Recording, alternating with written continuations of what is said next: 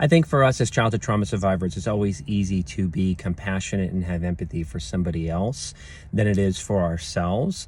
And we can use that in a different way, specifically around getting and understanding inner child work. If you can have compassion for any child who went through a lot of childhood trauma and wasn't safe and is underdeveloped, you can actually do that for yourself. And conceptually, this is not coming from a place of judgment. In healthy families, the 5-year-old is really helped, or the 4-year-old, to really kind of get acclimated and to feel secure when they're going through their first daycare experience. The same way in healthy parents really encourage and help their child apply for a job at like a supermarket for the first time when they're 15, to fill out the thing and talk to the person. Those things involve help and security. And we can do that for ourselves, even though it's harder. And that's kind of the concept of inner child reparenting. There's also some boundary stuff within that as well. In the same way, we wouldn't have the 5-year-old part of us that is really wounded around attachment and attunement. We wouldn't want that part of us to be leading our dating life.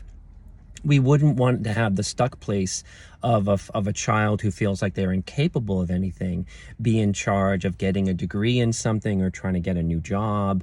And we wouldn't have a child who is emotionally abused and went through a lot of like verbal abuse and that kind of a stuff to be present for trying to navigate a very difficult conflict-oriented conversation with our partner.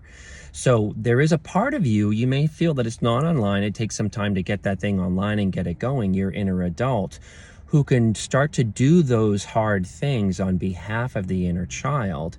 And in the concept of like for somebody else's child, we wouldn't put a 5-year-old or a 15-year-old or a 7-year-old in charge of these really difficult things. But we can have compassion for them and start to do these things for them on their behalf while talking to them about how these things kind of got compromised or wrecked. So hopefully that this is kind of not just sort of like a lot of heady stuff for you. I hope that this is helpful. Let me know in the comments and what you kind of struggle with in terms of the inner child concept.